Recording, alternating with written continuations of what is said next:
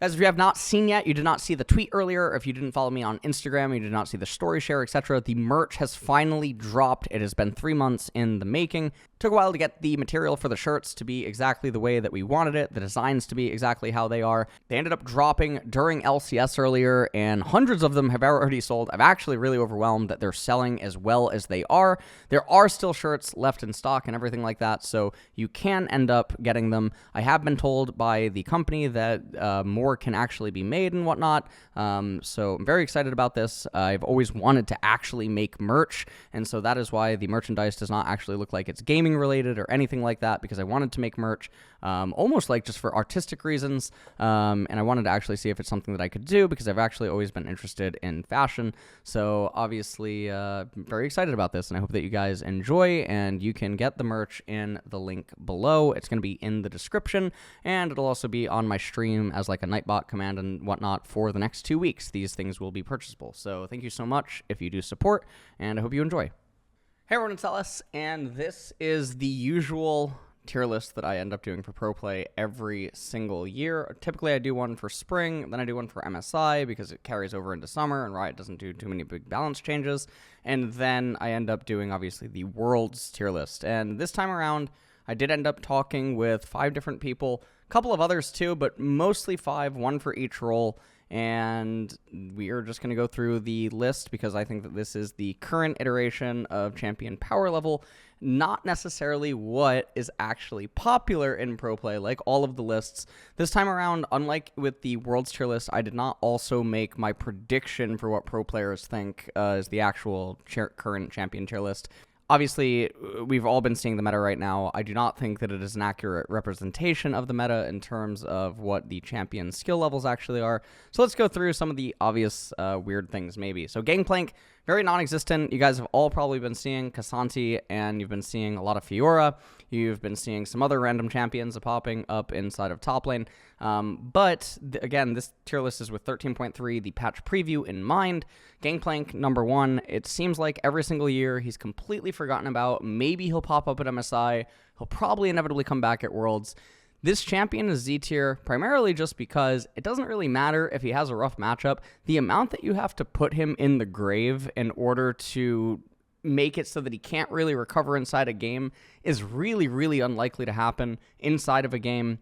And with that being said, I mean, Gangplank, I mean, he just outscales every single champion on this list. Now, scaling is always relative, right? But the thing is that if you watch Gangplank, you watch the control that he offers with his barrels, you watch the disruption, you think about how many different types of team compositions, how many things he just disrupts, etc. It's very easy to just have Gangplank be super high up. Some of the more weird things that some people might wonder about is obviously Tristana and S. With the current patch right now, with the crit changes and everything else going on, Tristana solo lane in both mid and top lane, absolutely broken, really helps enable magic damage junglers as well. Tristana is just a pushing menace. She has really good matchups against so many champions on the list that are very high up. Tristana is just something that I would expect to happen. With Kraken Slayer and going Navari as like second item, her abilities are almost permanently up and stuff. It makes it very, very difficult to tie her down, and she scales like an absolute monster. This is a champion that's 3-way flex. Some people are probably also going to think that I am under the influence or something, as Renekton is in S tier on one of my lists. And this is because if you guys were following my patch notes last year, I kept talking about all the buffs that Renekton was getting. And every single time I kept talking about Renekton's buffs, it was leaning more and more towards he could just go Glass Cannon and rely on Dominus to make him a bruiser. And that's exactly what he should be doing. So the placement of Renekton in this tier list as an S tier champion is on the thought, or I mean, it's literally completely around, are you going Prowlers, just full lethality Renekton, Blade of the Ruin King, etc., and just going the Glass Cannon one-shot type Renekton build? If that is the case, then Renekton is an S tier champion. Moving on from that, obviously you have Vayne up in top lane. I think that Vayne has a lot of very good matchups in top lane. I do not think that most top laners are equipped to actually play her, but that is not a representation of how strong she is against the current lineup of top lane champions and how potent she can be inside of a game, and so there's that. Janna is here on this list because roaming top lane Janna never actually died. The nerfs that Riot did made it a little bit more annoying to pull off, but if you really know what you're doing, there's still people that actually run top Janna, even in high Korean Challenger, and it totally still works. So in a meta right now where K'Sante is just getting blind picked, and sometimes people are even blinding Ornn and other champions like this, top lane Janna, you can absolutely bet, is still one of the best champions in the game, and Janna is also still one of the best supports in the entire game too. Other champions that might be a little bit standout and surprising is Rumble. If you are wondering about Rumble, I ask you to go back to the durability patch and take a look at everything that ended up happening. Then head on over to Rumble's wiki and take a look at his base damages, his base ratios, and everything else that Rumble has to offer, because it makes literally no sense how after the durability patch he does not actually appear more. It is extremely confusing, especially because he's also flex. Some of the other things that will move through is obviously Udyr top lane. It's super, super niche. Darius is also here, has a lot of good matchups. We've been seeing Adam and LEC do really well with it. Riven, I think, is also in a really good state right now, especially with like the Black Cleaver changes and everything that's been going on with her. Ivern's still really high up on the list just because he has a lot of extremely good matchups in top lane, and Ivern's still one of the best champions in the entire game. He's probably top 3 jungler right now in the entire game, and yet he's going to go completely unpicked, and that's fine as well. Other champions, I think, are not so surprising that we have been seeing inside of pro play. Then you have stat sticks like Warwick, and unfortunately, I think that Warwick gets a really bad rep because of the type of players that play him in solo queue, even at high MMR, are not really thought of too highly by professional players or even high MMR streamers. And so, unfortunately, I feel like it sort of rubs off on the champion, and so Warwick is always viewed in sort of a bad light. Other champions that are on here, Zac, even with 13.3 changes, you guys might know that a lot of the top Zac players don't actually build Demonic Embrace or any AP items on him in extremely high MMR, and so I don't think that's really going to do anything. The Twitch on the list is AP roaming Twitch, and no, I'm not talking about the AP roaming Twitch that we saw in LCK. I'm talking about what happens when you really know what you're doing with AP roaming Twitch. This is going to be very akin to the Janna and everything that's going on here. Zilean, we did see at Worlds last year in play-ins. I believe that Ed ended up playing him a couple of times. It is a really strong champion, takes a lot of time to actually learn and also know how to get through some of his lanes in top lane, but he definitely is a viable top lane pick, and then you get access to Zilean. Some of the placements on this list, which are definitely a Drew2 recommendation, is definitely going to be the Zeri and the Samira. And, I mean, it was mostly just him convincing me on the placements of these two. These two have really good matchups into a lot of the champions that you're seeing in both A and S tier. And obviously their scaling need not any introduction because you can just get access to them inside of the game. And this is very akin to Vayne, but I think that Vayne, especially in 13.3, is just likely going to be a lot more stable. And so in that regard, I think that it's fine. Other things that might seem a little bit weird as we do move down on some of the stuff is, you know, Akshan being here in B tier, even though Akshan is non-existent. Garen actually has some really good matchups versus some A and S tier champions, and I was actually getting asked about him yesterday while doing the LCS co-stream, I believe by a Tenacity of 100 Thieves, asking specifically about the Garen versus the K'Sante matchup. And then obviously you have Attack Speed Kai'Sa or something on here. You have the Lost Chapter Rylai's Brand or something on the B tier as well. And then you have just random placements of other champions that we've seen throughout the years and where I think their actual current power level does stand at this current point in time. And so I don't think it's really all that surprising. Some of the things that some people might be, you know, raising some eyebrows at is like Gwen is like really specific in her current state and what happens with a lot of the matchups up in top lane. Yes, we do see her against K'Sante in some instances. Kayle is kind of lower on the list. I believe that one of the changes was actually pulled on her, even though she is getting buffed in 13.3, and then the ability to attack inside of Ultimate is not coming until later. Draven and Aphelios, while being good and yes, having some of the overheal changes and, you know, the crit changes and everything like that, I do not think is actually worth more than playing some of the other marksmen that are above them. And then you have other, like, really fringe things that are obviously inside of this list. Aatrox got hurt a lot with a lot of the changes that ended up happening around him. And then there's a bunch of champions in the don't tier. I don't really think that any of them really need to be explained all that much. I mean, we did see Nidalee in LPL, but I mean, it's still an absolutely don't tier pick. You have other things like Volibear, who I think a lot of people actually forgot even exist at this point in time. And then you have things like Set, which obviously has been seen, you know, at certain points. We've also, I think, seen top Xin Zhao. Was it in LPL? I don't remember exactly where Xin Zhao was. Lee Sin is getting buffed, but I do not think that it is going to do anything towards moving him towards like lane Lee Sin or anything like that.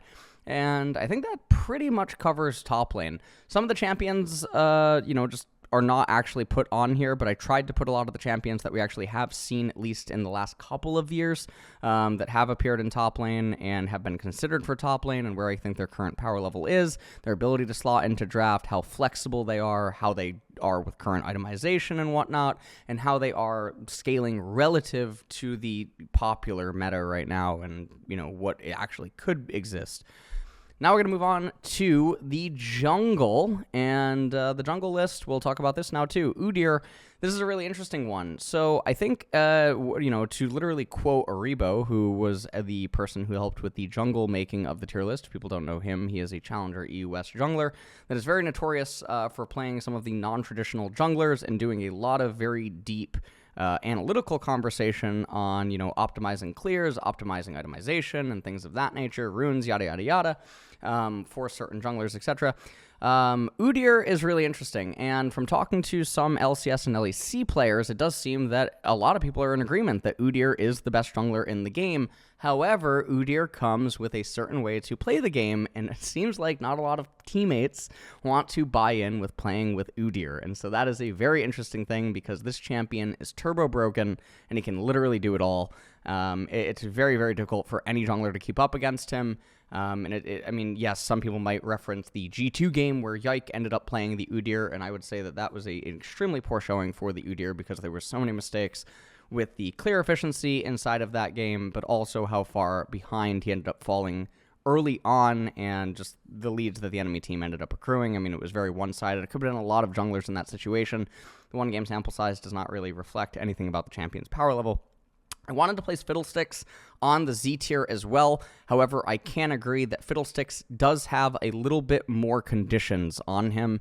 One of the reasons that Fiddle is really, really, really good is with all of the jungle changes that have ended up happening have only actually benefited him. Fiddlesticks operates on a better economy, and I have emphasis on better because he's able to cheat a lot of gold because of his passive with the effigies. And with that being said, Fiddlesticks' base damage and the fact that he's able to legitimately curve into items way better than other junglers because of his ability to use the recipe components of the item better than other junglers because of the nature of his kit and how he plays is just really, really strong. Fiddlesticks has been top of my list for a really long time. The unfortunate reality is that he has really unique clears. He has an extremely unique playstyle. He's just not a champion that a lot of people want to play. They will also end up saying that Fiddlesticks wants to be solo AP when he's in the jungle. I completely disagree on that, especially because you do not need to be solo AP if the enemy team composition does not necessarily have easy access to magic resistance. And this is a really common thing. One of the best examples that I can actually give of a situation where the presence of another champion that deals magic damage will not necessarily induce magic resistance stacking from the enemy team would have been once upon a time maybe having Karthus in the jungle and Corki in mid lane. No one is going to build magic resistance just because there is a Corki in the mid lane, mostly because most of the magic resistance that you're going to get against Corki isn't going to be that great. And so just because there's going to be the Corki and there's going to be the Karthus and they're both dealing magic damage, one does not actually incentivize the magic resistance purchasing. Likewise, sometimes there's team compositions that just can't afford to get magic resistance, or at least they can't afford to get magic resistance until third or fourth item because it would compromise their builds too much, which means that the early and mid game and the mid to late transition will play out normally, in which case the argument about needing to be solo AP is actually a completely irrelevant point. Other things on the list that might be a little bit weird, Karthus could move down probably to A. Kindred doesn't really need an introduction. We see her show up sometimes. She's absolutely broken. Lilia's utility, especially with a lot of the buffs that she ended up receiving, doesn't really need an introduction. Maokai, he has been dominating pretty much everywhere. Wise Mystical Tree takes over. Taric is probably one that raises some eyebrows. Taric's clear speed, his healthiness inside of the jungle, his ability to 1v1, his ability to 2v2, 3v3, etc. Absolutely bonkers, and then his ultimate is one of the best in the entire game. There's also a lot of combos with Taric. Nunu objective control in the current meta, his ability, his speed around the map, his durability, his flexibility, even with itemization. Nunu is just really good. Gragas, with a lot of the changes, comes with really good base damages. He's able to function on low economy. However, if he does have a high economy, he does have itemization options to actually take over a game. I think Viego is a lot better than people give him credit for, and Warwick, just like in top lane, I think gets the same exact explanation, and that the champion just has a really bad rep. However, he has insane amounts of utility early on. He's one of the best to the death champions in the game early on. He's just a massive giant stat stick that comes with a lot of utility, and people don't bother to learn him. Other things like Rumble Jungle, we haven't seen this in a while. I know that Freak's on the balance team, so maybe he won't actually, allow this one to fly or something. Rumble Jungle, again, same exact thing as the top lane explanation. And then you move on to Elise. Elise is probably the best sinning jungler that is on A and above. And what I mean by sinning jungler is just a jungler that's able to play a lot more proactively than a lot of other junglers here on the list, and that typically wants to get ahead. She wants to forego farming and, doing camps and whatnot, which she does have some more aid with because of the jungle pets this time around with the Bulbasaur, Squirtle, and Charmander. But Elise is the best AP jungler at ganking early, at least that's high up on the list, and that can forego those camps with really good utility on doing the dives. Evelynn is there on A, just because, Eve is just a really, really good champion. Not a lot of people are very good at playing her, and she's also extremely difficult to play against if people aren't used to playing against her. Skarner's in, and Nocturne I don't really think need too much of an explanation. Shyvana could be lower because of some of the changes that have happened inside of the jungle with sustain and whatnot, but I will leave her at B. Darius, extremely healthy and extremely fast clear speeds inside of the jungle, but no one gives him credit there, and also, again, flex champion. Kayn here on the list is definitely just for Rost. It's not really for Shadow Kayn, even though Shadow Kayn is getting a little bit of love.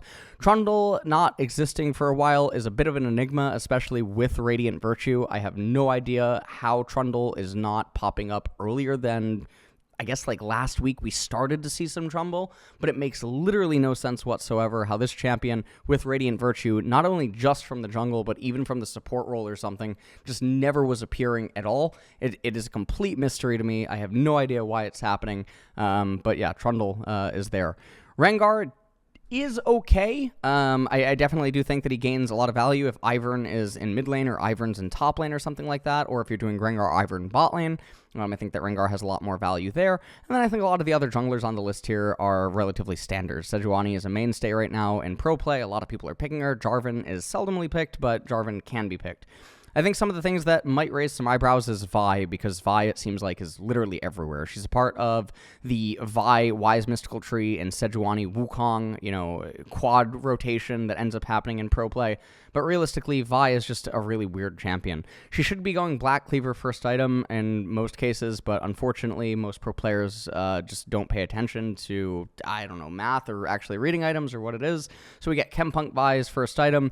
Vi is a really basic jungler, and the reality is that a lot of the champions in A, S, and Z just can completely knock her out, but people like rotating the same champions over and over, and we know that by Zerilution,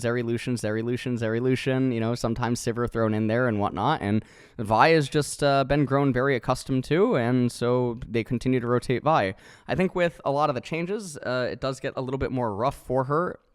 And I think that Vi's matchups into a lot of the S and even a lot of the A and definitely Z is just really rough. And I think that we would see that more if we saw those champions end up getting picked and not just the quad rotation endlessly rotated. Lee Sin, even though he is getting buffs, I do think that he is probably better than Vi, but I don't think the buffs are enough to actually move him into B. Rek'Sai, I think, is sort of like in the same tier of Elise with the comeback EXP and the counter-jungling nerfs and everything else and the ability to forego camps. And then obviously you have like some of the lesser common things like Yone and Master Yi. A bunch of champions in the don't tier. Kiana and Sylas are definitely solo queue heroes. Ornn cannot clear the jungle anymore. Unfortunately, it is a very sad thing. Maybe if he got bonus damage to monsters, then he would be able to come back as a jungler. Last season, before the Charmander, Squirtle, and Bulbasaur stuff, Ornn was, I think, one of the best junglers. He was really good around worlds. I remember talking about it, doing a lot of like live coachings with a lot of players that were playing in Champions Queue and whatnot. Ornn jungle was really, really good against Sejuani, against Maokai, against all those other tank and bruiser junglers, and unfortunately it just never came out. And we do have the Amumu in the don't. I know that you guys might have seen the I actually have it like this so that I can actually move it around. I think that picking a Mumu is really, really, really specific. So, I mean, I had it in the dote. Realistically, if it wasn't for the changes that a Mumu would end up getting, I probably would have him in the B tier, and then things would be fine. As it stands, I'm just going to end up moving him into C because, I just don't think that a Mumu is actually worth having inside of the jungle, even though he does have that flex potency. But I do acknowledge that he probably could be, like, really fringe B tier, but I'm just going to end up placing him into C. A lot of the other junglers, I think, are pretty self-explanatory. The Pantheon buffs don't really do anything. Mordekaiser and Volibear are non-existent these days. Nidalee, you're griefing your team if you end up ever picking this unironically when so many other, magic damage junglers exist that are just so much more consistent and don't rely on opponents making mistakes and aren't predicated on that. And then, Sylas, Kiana, just total flippers. And that's it for jungle. Move on to mid lane, and unsurprisingly, I think Tristana should be at the top of the list and should be one of the main champions to watch just because she's just gotten so many buffs. And with the crit changes, I expect that we see more Tristana. I think that her ability to, gain access to those magic damage junglers helps her out a lot more. We saw one of the best lane phase Tristana mid lanes yesterday in the LCK at the time of making this video. It was piloted by Bulldog in the LCK. It was really, really, really well done. It was against a blind pick Kassadin, and yes, I understand that that is a free lane, but still, the way that he played out the lane and everything was very, very nice to watch. Anivia, Tryndamere, Cassio, Corki, Ivern, Kassadin, Vel'Koz, Zilean, and Ziggs. A lot of these champions have been very high up for a while. One of the things that you will notice is that they interact really well against a lot of the A-tier champions just in general, although a lot of them are not super common. And so that is a little bit unfortunate. We have seen Corki pop up a little bit more. No one has really played Ivern. He's played sometimes in ERLs. That's like really where he ends up popping up. He's able to go even in almost every single lane. Other lanes he just actually outright wins. Some of the best scaling in the entire game and absolutely bonker combos with so many different champions. It's really hard to place him any lower than S. Ivern's been in a really good state for an extremely long time. And again, I mean, I think he's actually top 3 jungler in the game right now, just because of his gold efficiency. Or what I mean by that is like his access to gain ability, or his access to power for so cheap relative to other junglers right now, and even what he's able to do with just recipe items and base levels and whatnot. So I think in that regard, it's all pretty self-explanatory. I think other stuff on the list that might raise eyebrows is obviously Katarina. I would go more in-depth on Katarina or something. I think that her actual base power level is totally fine. I think that Katarina is inside of solo queue. I had a rant on stream about this like yesterday or something. I'm not talking about Katarina OTPs or something. I think that Katarina is inside of solo queue. It's a little bit weird, and I think that the whole perception of Katarina is a little bit skewed. Katarina's inside of solo queue, perma roam, they go down in CS, etc. They get a lot of kills, they win the game. If they perma roam, they don't get a lot of kills, they end up losing the game, and it looks like feast or famine all the time. I think a lot of this is because of the nature of solo queue and how uncoordinated their teammates are, and so there is a reliance on the Katarina player to get fed, so they're able to take things into their own hands because they can't rely on their teammates, to a mechanical degree, and I think that is a really big point of, contention. Yes, I do think that she does have to come in as like a counter pick or something like that, and you're not just going to pick her in every single scenario, but I do think that she is good. Malzahar has a lot of good matchups, but again, a lot of the champions aren't going to be counter picks. Orianna should not be getting slept on. I do like the, talked about current new potential Akali build, which is like Bruiser Akali, where she just stacks a ton of HP and she stacks M-Pen. She gets a lot of M-Pen really early on with the Morello Shadow Flame, and then she has the Radiant Virtue stuff. So I think that Akali should be getting looked at a little bit more, because I think that could potentially be a very annoying build to try to deal with Akali. Renekton, obviously there. Similar reasons sort of for the Tristana, but again, he just has good matchups into some of the champions because he has a very easy approach with a lot of junglers, and he can guarantee pretty ease of access in mid lane. Some of the other things that might stand out that I can think of is K'Sante. I think that K'Sante is probably actually a better mid laner than he is a top laner, because I think that some of his I think his transitions in mid game are more easily accessed from mid lane than they are from top lane. Other things I don't really think need that much of an explanation. I think that like Draven and Jace function a lot better in mid. Alawi functions a lot better in mid than she does in top lane because of tentacle placement and whatnot. And I think that a lot of other mid laners are actually pretty self-explanatory. The reason that I have Rise as low as I have him right now is because Rise has a lot of other conditions that make him good, and if you notice, a lot of champions in A and S are actually just really good against Rise in a complete vacuum. I understand the other conditions are important, but without those other conditions, if we're just talking champion-based power level, and we're talking about popular champions that surround things, there's too many moving pieces for me to actually want to move Rise back into A or something like that, even though I don't think that he's like a weak B by any means. Other things are like Atrox really bad in the current thing. Galio, I think, is actually one of the worst champions in the game, but I don't think that he's actually unpickable. Zoe, I think, is just a better support. Xerath, better support, etc. Heimerdinger, just better as support. Graves, I think, with the changes, it can be a little bit better. This is AP Twitch, obviously, but, I mean, a lot of the C tier is almost don't tier, let's be completely honest, and I think a lot of the don't tier is also pretty self-explanatory. Vex is just a complete joke of a champion, especially after durability update. If you're ever unironically picking Vex, I think there's something seriously wrong with the draft, or there's something seriously wrong with your champion pool, because I can't imagine a situation in which Vex is going to be, even like third best in slot inside of a draft. There's likely always going to be better champions. Vex would probably be very low on the totem pole of best in slot champions. We move on to the 80 carry, or the marksman tier list. This was actually made with BDS's own 80 carry Crowny, who right now is actually looking like potentially the best ADC in LEC. And so I had a lot of fun having this conversation with Crowny. Again, a lot of these conversations took place on my Twitch, and so the VODs are still up. It's probably hard to find. Maybe I could highlight them or something like that. However, Crowny's took place off stream because of just the time zone differences and the difficulty in getting the communication. So Karthus at Z tier is just because Karthus, I mean, there's no real bot lane that beats Karthus. If you pilot Karthus really, really, really well, Karthus is going even at, worst, and otherwise Karthus is just winning a lot of bot lanes. And even if Karthus does manage to fall behind, Karthus is really fortunate in that his recalls are not really all that different, even if he falls behind, and the lane is almost always reset. But for other bot laners, you can't really say the same. Karthus also gains access into, he's not really that harmed if he's having to, 1v2, or, he gains access to really unique support picks. He gains access to really unique drafts. He has a lot of flex potential, etc. Karthus is just really, really good. The Rengar placement is here for Ivern Rengar, in which Ivern Rengar, I think if you get two people that are really, really, really good at playing Ivern Rengar, likewise, I just don't think that there's a bot lane that can really beat them. That might sound a little bit weird because of what I just said against Karthus, but again, I mean, how often are you going to get a Karthus bot lane versus an Ivern Rengar? That is that's an interesting thing that I actually don't know what you would expect. I don't think I've ever seen. I've never seen that bot lane actually play out. But Ivern Rengar is a turbo broken, absolutely Omegalodon, just ball of stats that is completely unnatural. When they're both at one item, it feels like they're at 2.5. It is one of the most oppressive things in the entire game, just using their base stats and basic core items. It is really, really, really hard for opponents to fight back against it. It's extremely oppressive. And again, they always have punching power, and they scale like absolute monsters. Caitlyn doesn't really need an introduction. Misfortune, I think, with build diversity is really broken, especially because AP Misfortune support.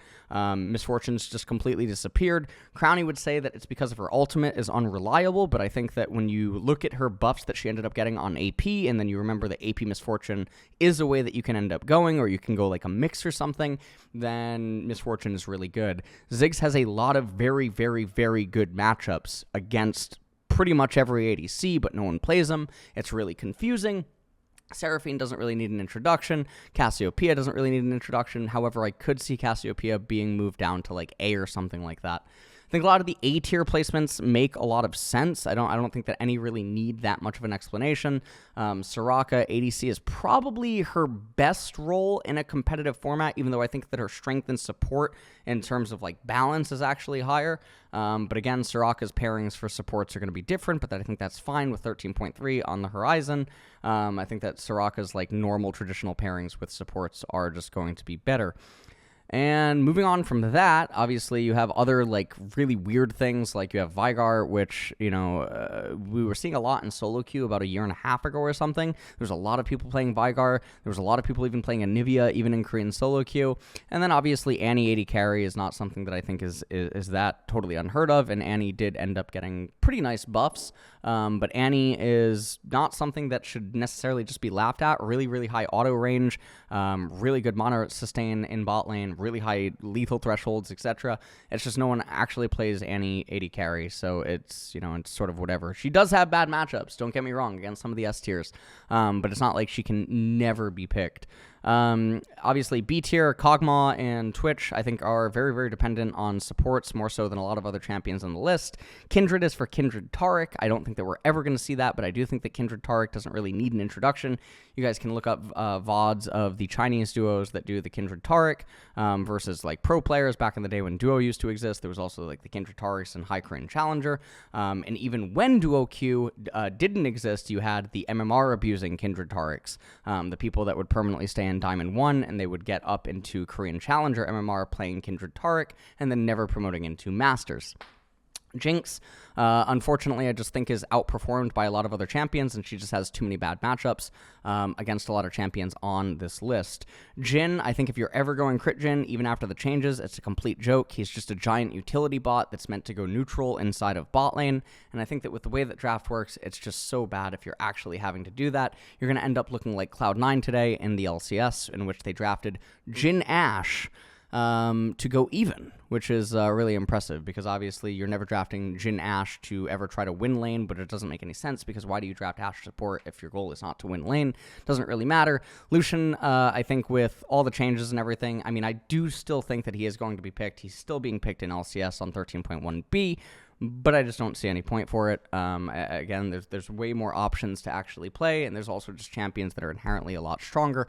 Again, however, it's the problem with pro play stagnation. I have 2 videos on this on my YouTube channel. If you just search LS pro play stagnation in YouTube search, they literally both come up. One of them is actually 6 years ago that ends up predicting the current state of the pro meta and actually talks about the very beginning trends and patterns that reveal that it is going to start 6 years ago. And then there's one from about 9 months ago that, talks about why it's happening and why it's not going to change. And then I had a couple of tweets in the last 2 weeks that I've been back for all the co-streams and live viewings and stuff, talking about the problems with the stagnation and why pros are only rotating 4 or 5 champions, why an increase in bans does not matter, and why Riot needs to actually just step in and do something at this point, because it's very evident that it's not going to change on its own.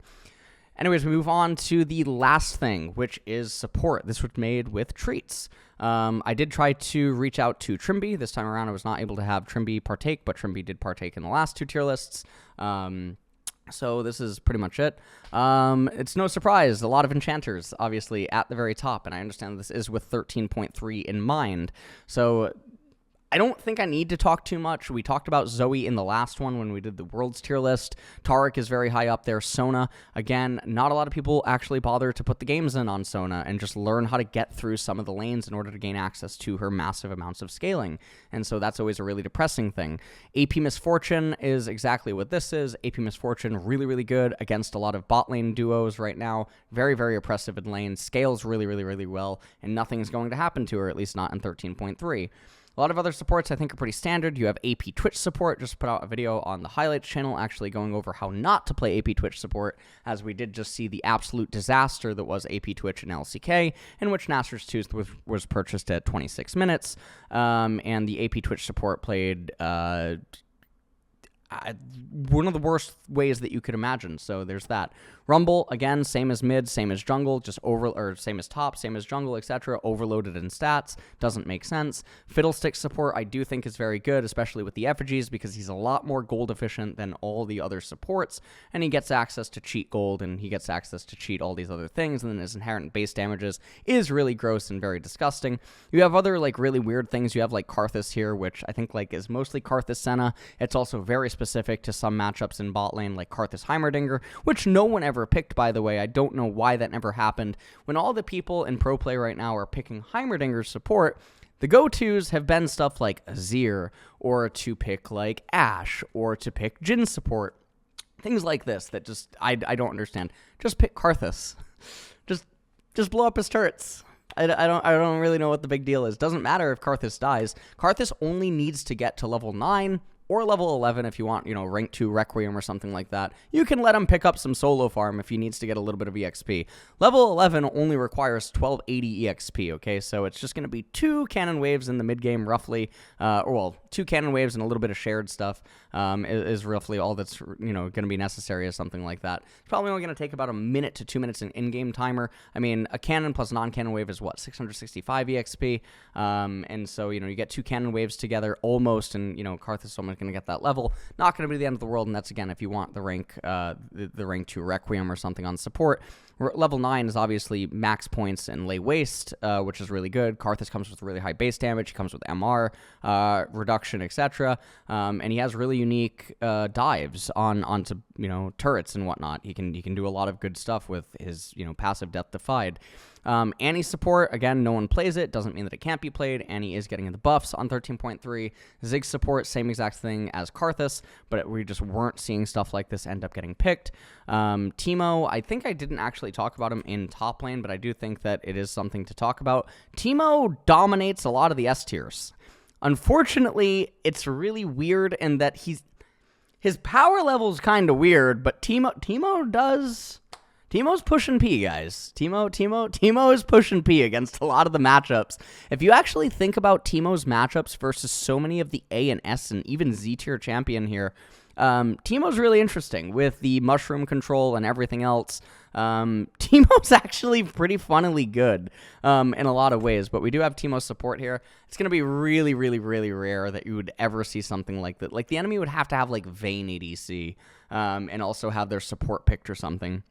And they would probably also have another auto-attack reliant champion for Teemo's blind to be worth it, or something like that. But Teemo does come with a lot of benefit inside of his mushrooms and stuff. Trundle's support with Radiant Virtue, again, don't know why we just haven't been seeing it at all. It's very, very, very confusing. And then on C, you have a lot of the lesser traditional supports. You have like Orianna, and you have Ezreal and whatnot. And then you have a bunch of don't-tier supports. Yuumi has been completely destroyed after all of the changes. And so even with, other stuff that is going on here, like Thresh is supposed to be getting buffs and whatnot, don't expect to see him. Pantheon Pike for the kill lane, physical damage supports, etc., as well as some of the combos with some of the marksmen, I think are totally fine. So I think that is it. This was a somewhat long video, but they always are. If you just wanted to, scroll through or something, we'll probably have the timestamps just so you can see the actual images of the tier list and whatnot, but I figured I would provide a baseline explanation for a lot of the placements, and that is going to be it. So I hope that you guys enjoyed the video, and I will see you in the one for MSI, assuming that Riot does a mid-scope update for MSI, or maybe it comes after MSI, in which case it'll be the summer split tier list or something like that, and hopefully Riot actually does something. That's it. All right. See you all later.